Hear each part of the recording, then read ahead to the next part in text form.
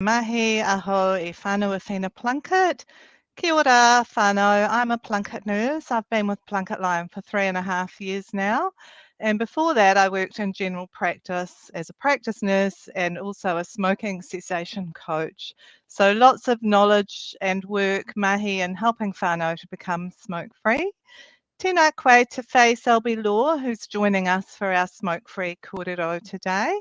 Fay, can you introduce yourself to the whānau watching? Ngā mihi. Kia ora, tēnā tātou, tēnā koutou, tēnā koe Trish. No Ngāti Raukawa ki te Tonga me Ngāti Porou, oku iwi, e noho Whānau ki te papai oia te rohe o rangi tāne ki Manawatu. So I'm Fay. I live in Palmerston North and currently work in the National SUDI Prevention Coordination Service at Hāpai to Hauora, but previously done a lot of work in stop smoking. Ai, kia ora. Kia ora. So today we'll be discussing smoke-free. This month is World Smokefree Month, May, a time to reach out for support if you are ready to become smoke-free or thinking about taking that step. We'll discuss why it's best to be smoke-free for whānau and for pēpi during pregnancy and as a parent of tamariki, the risks of exposing pēpi to smoke and the benefits of being smoke-free, which we know so much more about these days, and then how to deal with whānau members who may be smoking around your tamariki, and then what sort of help is out there to guide your decision and support you to become smoke-free, and the range of support that's out there to stay smoke-free, because we know research tells us that it can take up to 14 times to become smoke-free. So, you know, it's not something that's easy, and we acknowledge that. So let's talk about why being smoke-free is so important. If you're hapu or you're a parent of young tamariki, or you're just wanting to support whānau. Fay, can you talk about that? Sure, very happy to.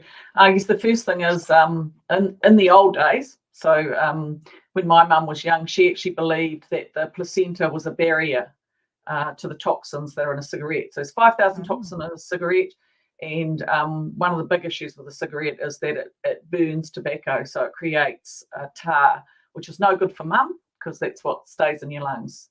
Very unhealthy. But in terms of the baby gets some of the nicotine, and it gets the chemicals that are in the cigarette. Now, one of the big problems with tobacco use when you're pregnant is that the baby learns to be in a very low oxygen environment. So mum feeds the baby oxygen, and when she's a smoker, every time she takes a puff on that cigarette, there's a lot less oxygen goes to baby, and so the baby receives less oxygen. Therefore, its arousal reflex is affected. It actually loses that response, and that leads into potential for SUDI. That's only one of the risks of SUDI, but it is quite a major one. In terms of tamariki of our small children, we need to also remember that their organs, so particularly their lungs, but their brain and their heart are so much smaller than an adult's. And if you're smoking around a baby, that's actually quite pure. So there's no extra breaking down of the what we call a second-hand smoke. And so for a baby, they then, and tamariki, they then breathe that in, and their very small lungs are affected by that smoke, their brains and the rest of the organs in their body, and they don't have the ability to break it down as an adult does. So I think it's important to realise that our babies and our tamariki will struggle a lot more because of the smoke. Yeah, ngā mihi. So, and I think you touched on a really good point there, that we now know so much more about how this affects tamariki and pēpi when they're in utero. So that gives us knowledge is power, and everyone wants the best for tamariki. So looking at it from the other side, Fay, what are the benefits of being smoke-free for whānau? I think one of the big benefits, we talk a lot these days about our mental well-being, and we know that most smokers smoke to get the hit from the nicotine. It's that, it's the gift that you give yourself after you've done your housework, or it's what you use as a reward. And we very quickly become addicted to tobacco due to the nicotine in it, so that affects our brains, and the more we have, the more we want, because that's what addiction does to us. So now I've got a little bit lost. What was my question? The benefits of being smoke-free. Right. So the benefits, Whānau, so from a mental wellbeing point of view, when you smoke, you're going to get a high kick of nicotine. It's a pleasure response in your brain, and you feel good, but also there's a much bigger drop than afterwards. And so the reason that you keep going back for more is to keep getting that. When you don't smoke, you actually don't have those big highs and lows. So so from a mental wellbeing perspective, you're much more on an even keel. Obviously, there's lots of things for your body. People who smoke have a tendency to have many illnesses, and while that might not be the driving force, if we think about some of the things that it does.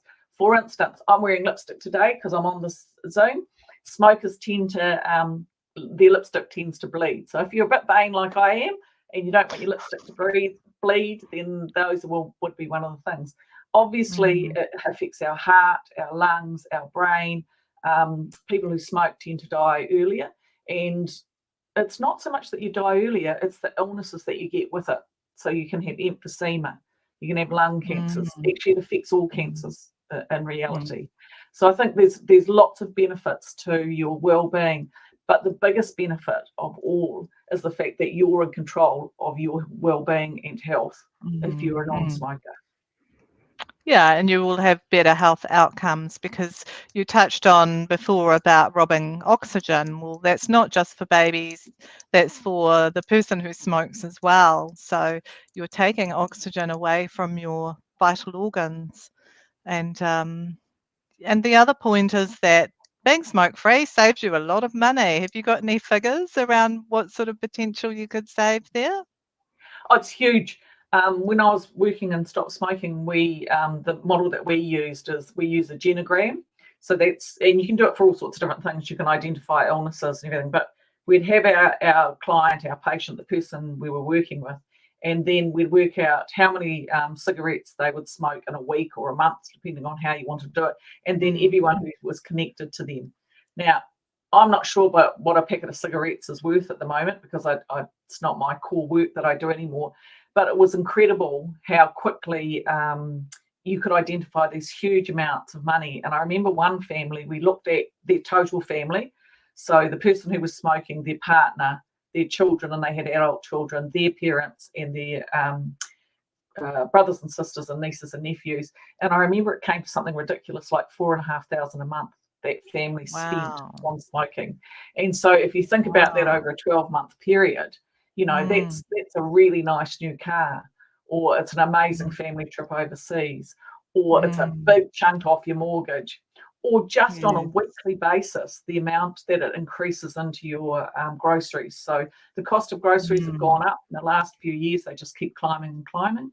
And we know our food banks are very busy and very full. Quit smoking, and immediately you will have an increase in your grocery budget. Exactly. And, you know, I think that's a really motivating factor for whānau, because the more that the price goes up, the more you are aware of how it's hitting you in the pocket. But it's so important to have that support to be able to become smoke-free. It's not an easy thing. And so, you know, there are lots of supports out there like Quitline, and what are some of the other general practice usually have smoking cessation coaches. Well, every region, Trish, has stop smoking services. It's one of the great things that our government has done since late 1990s when the Quitline came in. But everywhere there's regional stop smoking services. You'll find them in Māori providers. So there's been a big push into Māori providers, and that's really about Māori have such a high smoking rate, much higher smoking rate than non-Māori. So it's easy to find. Also pharmacies. When I was working in Stop Smoking, we did some fantastic projects with pharmacy. So they're another port of call for us. So, you know, you can talk, it's a free question, you know, it's a free place to go to ask the question of where to get support. But generally you'll find that it's well advertised, and if you know your Māori providers, then they're an easy place to go to. Excellent. And we'll be adding some links in the chat for places that whānau can access help to become smoke-free. So, Fay, one of the questions we do get asked by a lot of people calling Plunket Line is what to do when you're a parent and you may be living with extended whānau or have extended whānau who smoke. What if there's someone else in the house that's smoking? How can you protect pēpi, and how do you approach that conversation with whānau? Yeah, Trish, that's a really hard one for most people, because if you're in a household, a mixed household, then the most important thing about it is respect for one another, eh? And so I think that's the first thing. But it's one of those hard conversations that you have to have. If we truly believe that we're about protecting our tamariki mokopuna, our children, then that's the question you have to have. That's the conversation you have to have. What I've found in the past is that generally if you approach people on an emotional level, so if you say to them, you know, this is your grandchild, their health and well-being is really important to me and I know it's really important to you, could you go outside and smoke? You know, but lots of people, it's often a slow shift. It's not that people will immediately go, yes, I'll go outside and do it. So it might be that they smoke at the back door or they smoke out on the porch. Sometimes you have to find that place and make that suggestion. Don't be surprised if you get some kickback. I've had that experience myself, but what I generally find is that when people after the initial annoyance or anger at being challenged about something that they consider as their right, it's not illegal to smoke. So therefore they have the right to do that. The big thing is most people will then stop and think about it and sort of go, yeah, actually that does make sense. I do want my grandchild to live a healthy life and I will make some change. And so it's sometimes the smaller steps. I know some whānau where they've agreed to smoke like at the kitchen table with the window open and you kind of think, oh, that's, you know, what's the point? But actually if it's a step in the right direction, then yep, let's do that and then let's move it outside. Difficult, we're going into winter. So some people are not going to want to go outside. Sometimes you need to have, you know, the garage or a shed outside if you can convince them to do that. But yeah, it's the challenging conversation you have to have. Yeah, absolutely. Because even if whānau smoke outside, what about the secondary smoke that sticks onto clothing? So, for example, if a whānau member's smoking outside and they come back in, can that still have an impact for pēpi, for little babies? Yeah, it does, because the smoke particles actually do stick to clothing, stick to hair, stick to the skin. And those of you who have a whānau member who smokes, or if you smoke yourself, you might not know yet, because one of the things that you've lost is your ability to smell smoke. Once you quit, you'll be shocked at the smell. And I used to have some of the clients that I work with have come in and say, gosh, did I really smell like that? I can't believe it. But that's the truth. So those particles stick to the clothes, and when you hold that baby, the baby will breathe those in. So we don't want that to happen. And we talk about having a smoking jacket or some sort of covering. Some people have a big scarf, or they'll have a coat outside or a jacket of some kind. And when they go out, they'll put that on. And when they come back in, the two things that they do, which is really fantastic, I've heard people talk about, is they wash their hands so that there's no smoke particles on their hands, and some even will clean their teeth. They'll or do a mouthwash, and they'll say, I don't want the baby to know me as a person who smells of smoke. Yes, and also the potential impact for baby's health, and also that subject that you touched on before of SUDI prevention. So if babies are around smoke, that is a big factor in increased SUDI risk, which is something that no whānau wants to have to experience. So what about breastfeeding and smoking, Fay? If mama's trying to become smoke-free or not quite there yet, can you still breastfeed when you're a smoker, and how would that affect pēpi? Oh, hugely important to keep breastfeeding. That, you know, breastfeeding is one of those really positive things. Because I work in SUDI prevention, we talk about risk all the time, and that's what we're talking about here. The lovely thing about breastfeeding is it's the positive. And you can tell I was a breastfeeder who absolutely loved breastfeeding. I always used my breastfeeding as as a time to chill and relax. And that's when I could say to my husband, no, you have to cook dinner, or no, you have to go and get the washing in because I've got to feed this baby, and really loved it. However, there's been a lot of challenges around breastfeeding and smoking. And yes, obviously there will be some of the chemicals that are in a cigarette will go through into the milk. But remember, that's what your baby's used to. That's what the baby's lived with. So the idea that there's anything wrong with that, I think, is crazy. The big thing is not to breastfeed and smoke at the same time. Because on the one hand, you're giving baby this beautiful nutrition, hearing your heartbeat, tasting you, getting your whakapapa, because that's what's all in the breast milk. But you don't want that. You don't want the whakapapa of tobacco, which actually isn't one of our plants anyway. It's not a native to Aotearoa. So if you can, what I'd suggest is that you have your cigarette after you breastfeed, and then you come in and do the mouthwash and the hand wash and do that. But use it as an opportunity maybe to reduce your smoking. Because there's lots of motivation around why you would quit smoking, and that's a really good one. Yeah, and it might just be that point that makes mama want to say, this is it, I'm going to become smoke-free. And can breastfeeding mums take smoke-free smoking cessation medication or nicotine patches or gum? Yes. Yep. Great. So you can use it all, the inhalator, the inhaler, the lozenge, the gum, patches, everything, because all that is nicotine. It doesn't have the other chemicals, so you'll still be getting the nicotine if that's what you need to stop those, ghastly withdrawal symptoms, which I understand are really terrible, and what I've been told about them, they sound terrible. So yep, you can continue to use them. Obviously, baby will get a little bit of the nicotine, but nothing that is of huge concern in comparison to the effects of the 5,000 chemicals that are in a cigarette. Yes. So, it's a less, what do we call it, harm reduction.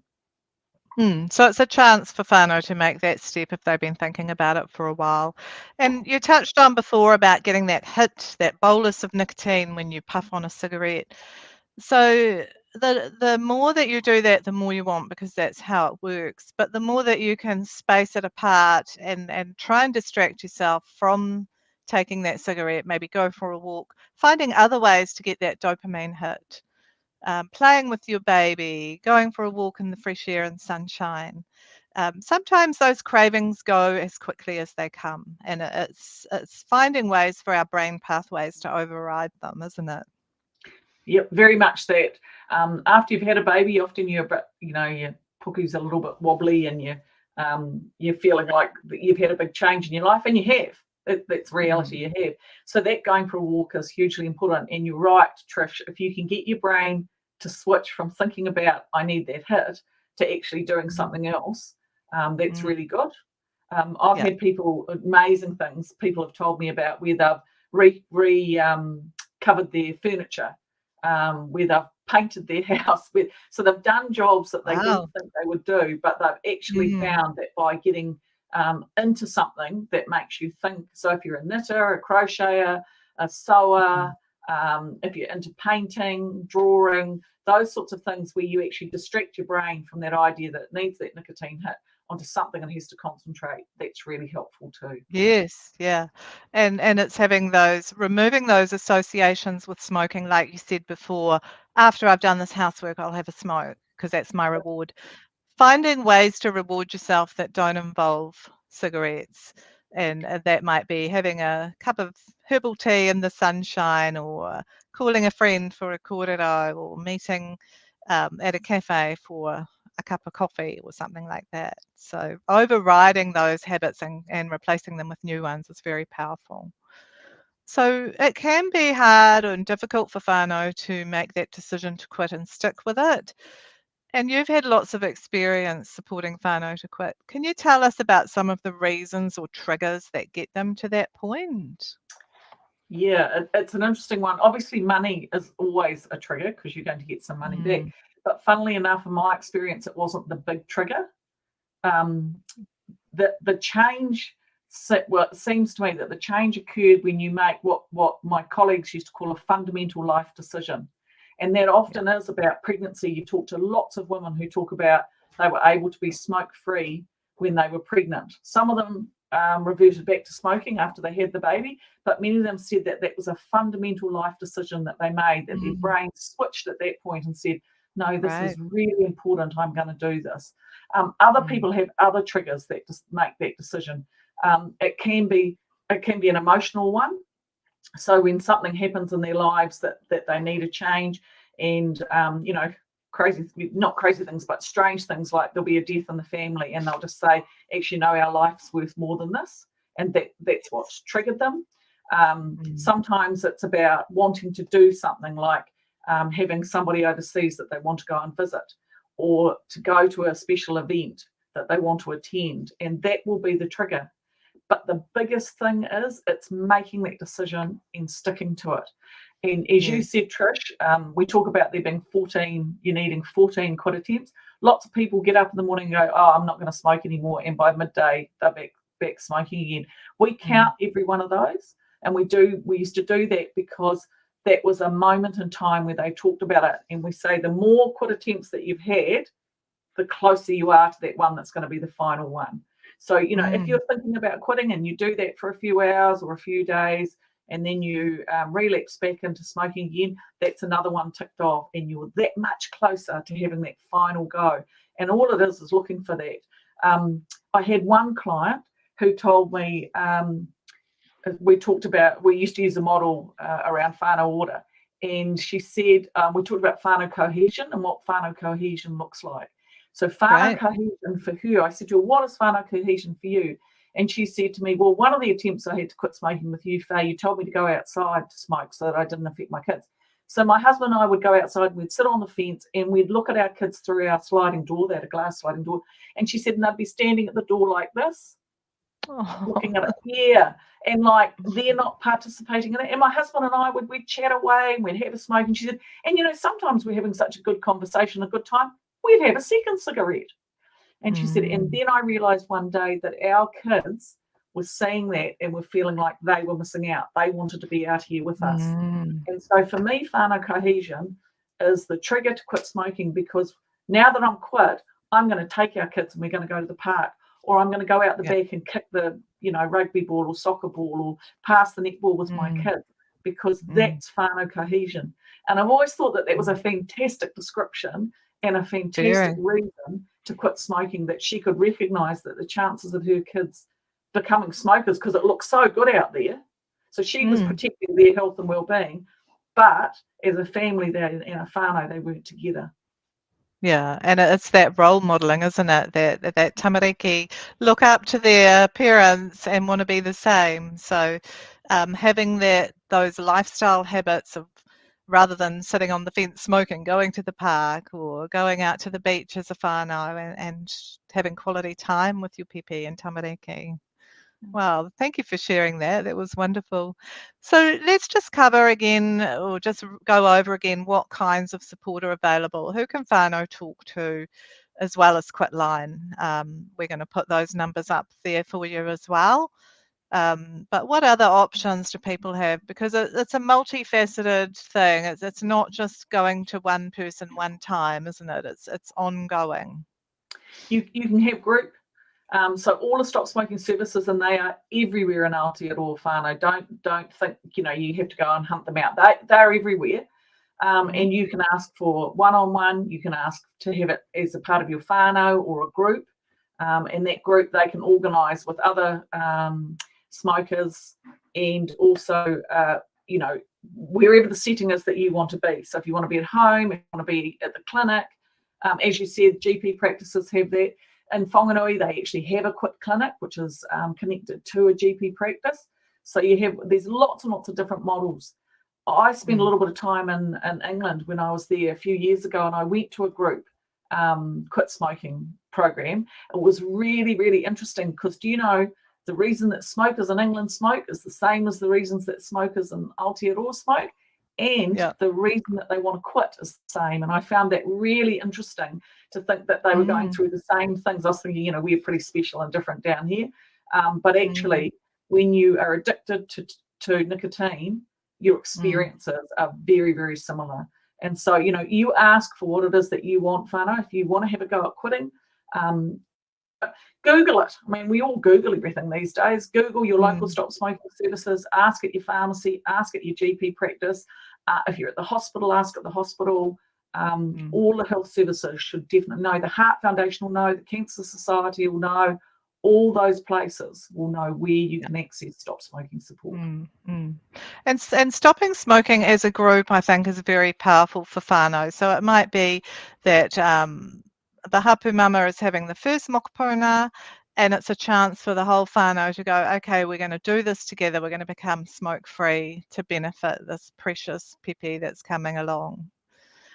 So, you know, I think that there's lots of chances to make the changes, and the nicotine replacement therapy, the gum, the lozenges, the patches, all work really well if they're used properly, and having that quick coach support to learn how to use them is really valuable. So, Fay, what about vaping? Is this a good alternative to smoking for whānau who are trying to quit, or is it just as harmful? Well, I wanted vaping to be a stop smoking medicine. That, you know, when before I finished, vaping came in, and the team that I work with, we got some experts in and showed us how the vaping worked. I thought, wow, this is great, because around the habit, Trish, you know, of picking up, doing that habit stuff, so wow, this is going to be magic. But unfortunately, the horse bolted, didn't it? And it's just gone kaboom. And tobacco companies are really clever. You know, if you want to be a multimillionaire, you should have designed cigarettes, and then you should have designed vapes, because they are just making so much money out of these, and they're making them in all sorts of flavors, and it's really appealing. Now, when you were young, Trish, and I certainly, when I was young, you know, being naughty was we like to all have a go at being a little bit naughty. And so I think our teenagers have grasped onto this idea of vaping. Blow clouds, look cool. Vaping still contains a lot of nicotine. In fact, it contains more nicotine than a cigarette, and is a more, it's a faster hit, and it's a better hit. You get more of it. So if you start vaping, you're going to get very, very addicted. If you can use it the lowest amount to get you off smoking, then I, you know, totally support that. But we're in a little bit of a dire situation here, that we're reducing our tobacco smoking in this country, but we've got a real problem with our youth picking up the vaping. Yes, and you know, we don't want any tamariki to put anything into their lungs that's potentially harmful. And I believe that there hasn't been long-term studies on what vapes can do to the lungs. So that's really an unknown, isn't it? It is an unknown, which is really difficult for us. But unfortunately, it's got out there, and now most stop smoking services are now supporting people to stop vaping as well. Good. So I have a pātai here. How do I get my partner to quit? What sort of advice would you give that person, Fay? Oh, that's such a hard one. Whoever asked this question, I can see, I can picture it. It's very, very hard. If it's around your children, then the first, it's that hard conversation that we talked about earlier. Use the motivation of their children. If they can make that change based on the emotional tie that they have to their children, that's really helpful.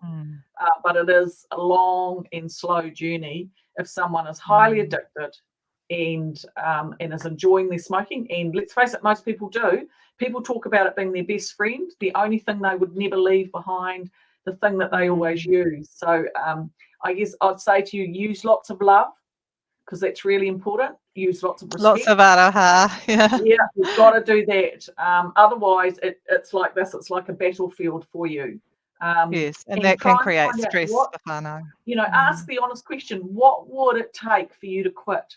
And I've been asked this before, and I've said you have to face your greatest fear to quit smoking, because it's a crutch for most people. It's something they use. It's a smoke screen. So, yeah, sorry, that's a real toughie. I hope those are a little bit helpful. But accessing the education. Yeah, accessing the education and the support. So maybe could you come along with me to have a chat to a quit line coach, or So another pātai here, how do I address smoking with whānau when they say, I smoked with you and I turned out fine? Yes, but potentially the effects of smoking are long term. So they don't know that. I've had that said to me before too, because actually my mother smoked with me in utero, and I never let her forget it. So we don't know that long term effects actually. You know, asthma, eczema, all of those things are affected by smoking. Again, it's the hard conversation, and we know so much more now than we've ever known before. Tobacco does have a huge effect on our health and well-being, but it's not just that. It's the power. When you are a tobacco smoker, tobacco is in control, not the person who's using it. So what we are against is not the person, but the product. And I think that's a really important thing to keep in mind. And I think that touches on a really interesting point, that intergenerational culture. And, you know, you might be the catalyst for saying, yeah, mum, I turned out fine, I was lucky. But we know that the statistics show that this is harmful for tamariki, and we want to change that culture. So another partai here, how can I manage smoking triggers in public? We can stop as a whānau, but I still need to go out in public where people smoke. So that's a really good question. Thank you for that one. So if you're a smoker and you're walking along the street, you've been smoke-free for 4 weeks, and you get a whiff of tobacco smoke from someone walking past, that could be a trigger to get you started again. Next thing you know, you've gone to the garage and bought a packet of cigarettes, and without even thinking about it. So what sort of advice would you give this whānau member? I think you've touched on it straight away. So remember those power walls that tobacco companies used to put into dairies and service stations and all that? So some of the advocacy that we talk about is trying to get cigarettes out of lots of general stores. So out of petrol stations is a really big one. So the previous Labor government talked about reducing the number of outlets for tobacco, and I think that's really important. It's really important for you to try and avoid places where smoking is really common and easily found, and that can be really, really hard. The fact that we don't smoke in pubs and restaurants and bars anymore is very, very helpful. What you might need to do is identify places that you can go to where there isn't smoking. There's not supposed to be smoking on any of our parks these days. I still see it, and I'm one of those painful people who reminds people that actually there's a law that says you can't be doing that anymore. So for you, what I'd suggest is that you try and identify for a while, until you get over those triggers, places that have cigarettes, have people smoking, and try and avoid those. And I know that's really hard. Very hard. And it's about having a plan, because we talked before about habits and habit forming and changing habits. So maybe have a piece of paper and a pen and sit down and write what those triggers are. So these are the triggers on one side, and this is how I'm going to deal with it, so that you've got that plan in advance. I have another partai here. How can I convince my wider whānau to stop smoking when they don't seem keen to try? And that's very similar to the one before on how to get the partner to quit. Yeah, it is really hard, and it will be small steps with them. So some of the things as human beings is that we are quite good with rules. So if you make your house smoke free, then they can't come on and smoke there, and be really clear about that. I don't actually have anyone smoke on my property. My kids, when they were younger, I've got 3 brothers and 3 sisters. I was the only one who didn't smoke. My brothers would come to visit, and they'd quickly light up a cigarette, and my kids would go out and go, no, you can't do that here. So that's part of it, is making rules and saying, and people generally respect rules. You will get the one who doesn't, but in the main, whānau will will stick to rules. The other thing you want to think about is treating the whānau member with absolute respect, but saying to them in return, like, I love you, I care for you, and I want you, I want to be involved with you, but at the same time, I don't want that product, because that product is dangerous. It affects our health, it affects our well-being, it's expensive, it's all the things I don't want in my life. And so I'll continue to love you, but don't want to do anything with the product around us. Yeah, good advice. Thank you, Fay. Ngā mihi for that. And I think we have come so far in terms of how legislation supports smoke-free areas as well. Because when I was a child, my mother smoked like yours did, and there was smoking and hospitals. I remember working at Waikato Hospital and in the cafe, the doctors and nurses all smoking. Yep. So now smoking has become something that's not socially acceptable, and we know why. And the more we can do to educate whānau, and with that respect shown as well. So, yeah, I think that we've covered a lot of really good content today. And again, just remember, whānau, that we are here for you. You will hear your health providers ask you about smoking at every contact now, and that's a very powerful, sometimes a catalyst for quitting. And don't forget that there are smoking services available out there. Have you got anything you want to add before we close up, Fay? Just to let you know that our organisation, Hāpai to Hauora, is currently having an art display called Auahi Mutunga.